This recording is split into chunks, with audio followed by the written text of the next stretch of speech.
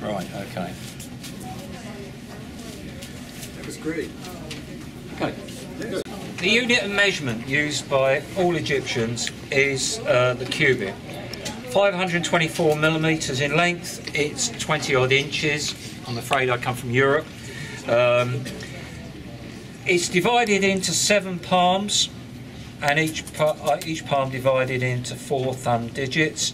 I would love at some stage curators at museums to actually, particularly on larger objects like coffins and stone sarcophagi, is to actually put their measurements in cubits, because there are relationships that you cannot see when you have metric or imperial measurements. So one thing I would like to see, maybe not, it may happen, but to actually see the actual measurement the Egyptian was actually using. Now, probably the tool used with the actual cubic rod is the square. Now this square is based on a square that was discovered in a Ptolemaic tomb. It's in University College London, Petrie Museum. It's got a bridle joint. That's a joint we didn't look at because there is a whole load of joints the Egyptians used. We've only looked at some of the common coffin joints, but this is a bridle joint, and there are things like curved hook scarf joints that you find on shipbuilding and tapered scarf joints, so a whole range of joints. But this is used to actually check to see if the timber is true. It can also be checked. We have examples in models in the tomb of Mekhet-Ra. There are examples in the Metropolitan Museum of Art. I think there's also one in the Metropolitan Museum of Art that's got additional pieces of wood fixed to here and here that make it more practical for actually looking at pieces of wood. But this one is based on one that we find in the Petrie Museum in London. Right, around about 3100 BC, there was a massive change, an explosion in metal technology, moving away from flint and stone, moving towards copper. And the first saws we find in a tomb called S3471, which was discovered by Emery at Saqqara. And he found a number of tools that are on this table, similar to these tools. And one of the most important tools is the saw. Now the saw really is based on the knife. Knives are a little earlier than the saw, but the saw has its teeth pushed out in one direction and sharpened with a stone, and the teeth point towards the handle. And I was looking yesterday in Boston at a coffin of Geoffrey Killen, and there on the coffin there are all these tools, very small paintings of these tools, and the teeth of the tool is actually shown pointing towards the handle.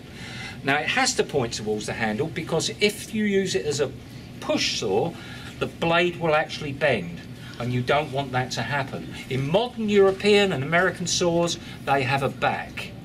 Okay. Also, the teeth only point in one direction, which means the saw is quite difficult to use because when you're sawing, it will tend to want to wander to one side. And you saw on the demonstration on the video that the saw line goes down, he then chops away, he then saws down, he then chops away with a chisel, because he can't get the saw to go down far enough into the wood, because one side of the saw is always in contact with the saw cut or the kerf. So when we're sawing, let's have a look how efficient this saw really is. Let's take this piece of wood. I'm going to use this block. You have to assume that this is a carpenter's block. It is made from a piece of wood from a tree trunk. It's rebated across 2 surfaces, so it allows the carpenter to hold it firmly while he's cutting. No vices. We also see that it could be used this way, so a left-handed carpenter could use it. Very, very versatile piece of, very versatile tool. So we're going to use this pull saw. This is where you can start grafting.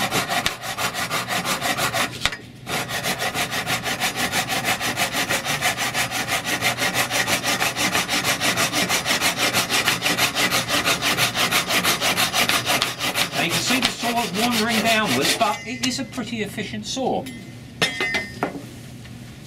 The saw cup tends to wander offline, okay? So you've got to keep twisting it and bringing it back in order to get it to saw down a straight line. But it is an efficient saw, and you've got small ones, tiny little ones that are used for cutting veneers of ivory and veneers of African blackwood that would be then glued to the carcass of boxes to give the impression that the box is actually made from a framework of African blackwood and stringing of ivory and African blackwood, and then tiles of faience and pieces of stone, carnelian stone, to give this wonderful impression that it's a rich frame construction. But in fact, all it is a box that material's been glued to the surface of. Now, the next tool is the adze. Now, the haft of the adze was made from ash. We know that. It's been botanically analysed. The reason? The ash is an elastic wood. Therefore, when I'm using the adze, I'm not expecting it to break. Okay, if I was using another wood, the possibility of that wood breaking is quite high. So, we'll take a piece of wood. Let's take this piece of wood and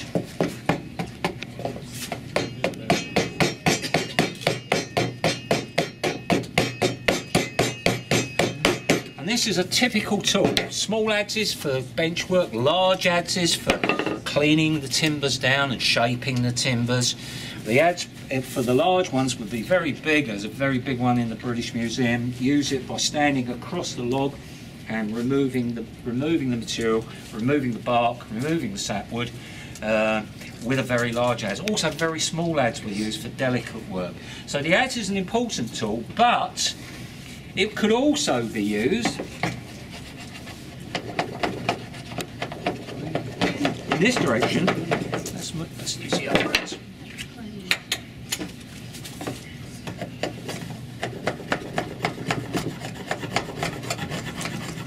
And that becomes a plane, yeah? But the Egyptians don't develop the plane, it's the Romans who develop the plane, okay?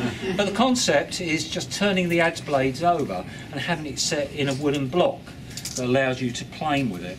But I guess the Egyptians would have, when they're practical sort of people, they would have understood that they could actually cut and shape wood by using adze in both this method or by planing with it in this method.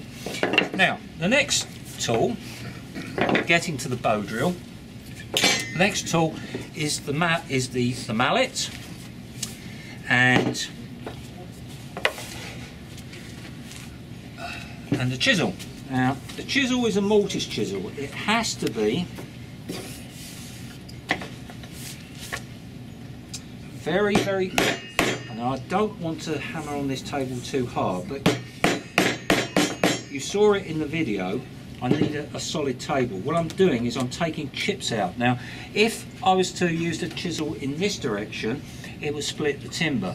So all mortises have to be chopped across the grain, yeah, against the grain. Otherwise, the wood will split. So when you're looking at holes that will be lashing two planks together, all the cutting is actually done across the grain, yeah. And that's that has to be the case of that. You also find the use of smaller, firmer chisels, and these tend to have a round end on them, and they can be nicely used for carving. So here I've got a leg that I've been working on. Okay, so you can do a bit of carving on it.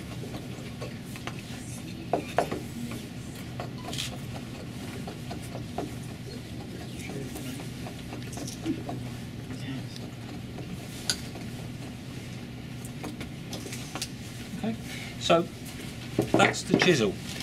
Finally, the bow drill. I will need someone to help me. Would you like to help me? Okay. Sorry. Okay. Right, so the bow drill. Now, I promise I will not drill into the bench or into the table. Right, as you can see, this is a very hard timber. No measurement, no. I'm going to use the awl just to get the hole. If you could really hold it down under your vice. Yeah, you're my vice. Okay. Right, so we use Oh, where's the drill gone? So, the drill. Okay, the metal bit is fastened into the wooden handle. It's splayed a little bit like a screwdriver, but it's got cutting surfaces on all four sides. So we pop it in and we turn it. We would have a nut or some type of cup that fits on the end with some lubricant, wax. Okay, we'd like to hold it. Right, I have my mark here, which I'm going to sit in, and now. So cool. How many PhDs does it take to make a hole? That's great. Now, obviously, you would have, there are scenes showing the bows being 3 times that length with one person at each end of the bow. These drills being held by a single person. In the Tomb of Tea, you just see this and that with one person, but the bow could be any length with a much bigger drill bit at this end that allows you to drill bigger holes, like the holes that you see on the Kershaw coffin.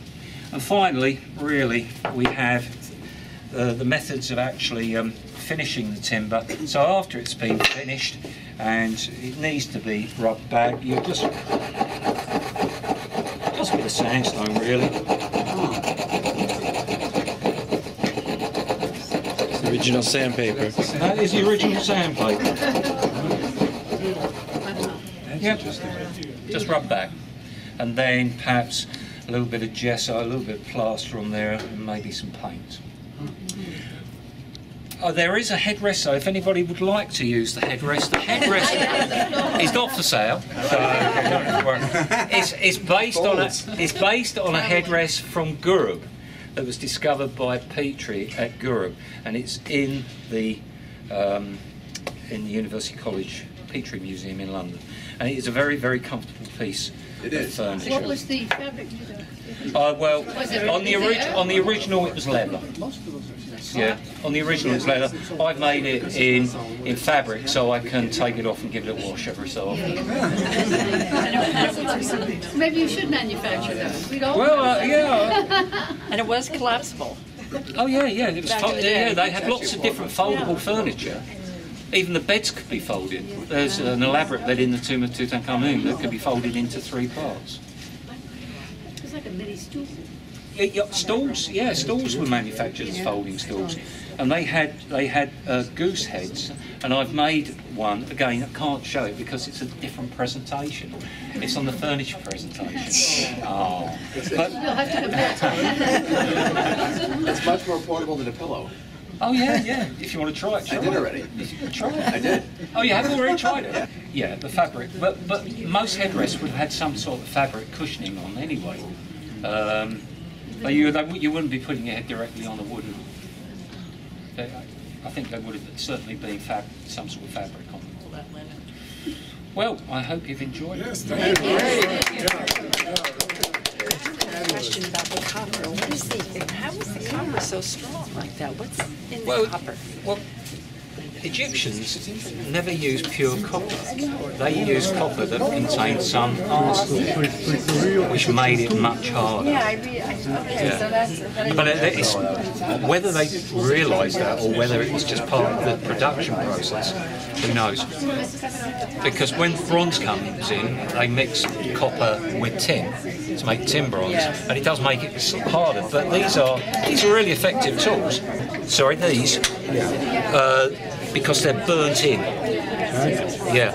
So you heat the chisel up, and then you have a pre-drilled hole in there, and you push it in, and as the wood burns, it creates an identical socket, and it really holds the chisel tang firmly in place. It doesn't. You can't pull it out. Just can't pull it out. No kind of adhesive. No cheating in this. No, this is burnt in, and it's the oils inside the wood as it's going in creates the binding mechanism that holds the copper in place. And the copper would have imperfections in it. You feel the surface of the copper. It has imperfections, so once it's gripped it, it's going to be very difficult to pull out. You might break the handle by hammering on it, and I guess that happened quite a bit, but you won't be able to pull it out. They used metal staples, and they did use copper and silver pins because a lot of the furniture has got copper embossed material on the surface that they've actually pinned onto the surface with metal pins. So yes, I wouldn't say they use nails like we use nails, but they certainly use pins to hold elements together. They also use staples.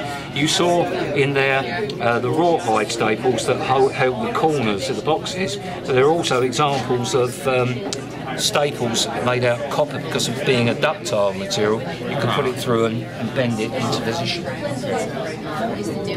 Have you come up from?